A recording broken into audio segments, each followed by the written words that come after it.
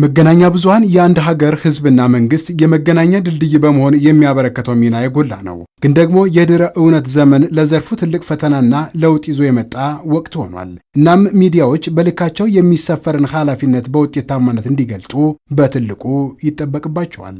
ኢትዮጵያ በገባችበት አዲሱ ምዕራፍ ዓለማችን ደግሞ አሁን ካለበት የድህረ እውነት ፈተናዎች ጋር ተያይዞ ሚዲያዎች ያላቸውን ኃላፊነት በብቃት መወጣት እንዲችሉ የጋራ መግባባት ለመድረስ የሚያስችሉ የአቅም ግንባታ በምርምር በጥናት ላይ የተመሰረቱ ክፍተትና ጥንካሬዎችን የሚለዩ ቀጣይ አቅጣጫዎችን የሚያመላክቱ መድረኮችን መፍጠር ጀምሯል።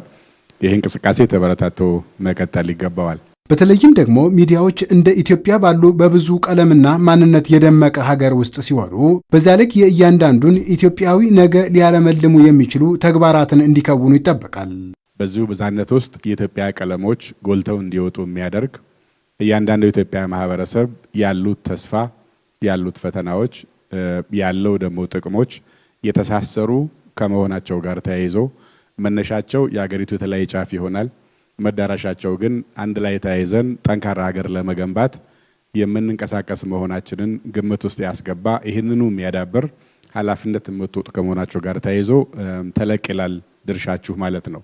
ሚዲያዎች የማህበረሰብን አተያይና ግንዛቤ የሥራ ባህልና ምልከታ በሚለውጥ አውድ ውስጥ በመጓዝ ኢትዮጵያዊነትን እንዲያብብ መስራት ይጠበቅባቸዋል። ይህ ደግሞ ለማህበረሰብ ማደግና መጎልበት ወሳኝ ተግባር ይሆናል። ፈተናዎች አሉ። ከውስጥ አቅም የሚመነጩ ከአመራር ጋር የሚያያዙ ከባለሙያ አቅም ግንባታ ጋር የሚያያዙ ካለን ሀብት ጋር የሚያያዝ ይሆናል።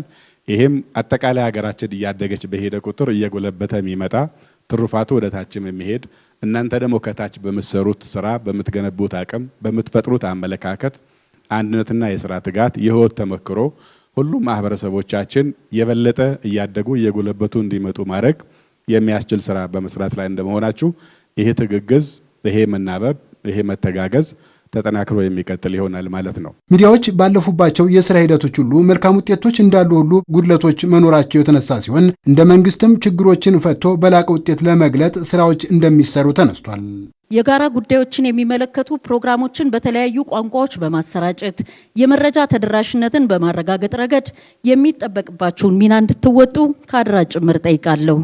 በተመሳሳይም የኢትዮጵያን ብሔራዊ ጥቅም በማስጠበቅ የማህበረሰቡን አዎንታዊ አመለካከት በመቅረጽ የህብረ ብሔራዊ አንድነት በማጠናከር የወል ትርክትን በማስረጽ እንዲሁም የሀገር ግንባታን በማጠናከር ረገድ የበኩላችሁን ገንቢ አስተዋጽኦአችሁን እንድታጠናክሩም ጥሬን አቀርባለሁ። ይህም ሚናችሁን ደግሞ ታሳቢ በማድረግ ፌደራል መንግስትም በተቻለው አቅም በሚዲያ ባለስልጣን ይሁን በሌሎች አጋጣሚዎች ላይ የማዕከል ሚዲያዎችም በያላችሁበት አካባቢ ያሉ ዩኒቨርሲቲዎችም እየተጋገዙ አቅማችሁን መገንባት ላይ የተጀመሩ ጥረቶች አሉ፣ ግን ይበልጥ መጠናከር እንዳለባቸው እናምናለን። ሚዲያው የሚጠበቅበት ሚና እንዲወጣ ግንዛቤ ማስያዝን ያለመ ውይይት መገናኛ ብዙሃን ለሀገር ግንባታና ለማህበረሰብ አመለካከት ቀረጻ በሚል ውይይት ተደርጓል።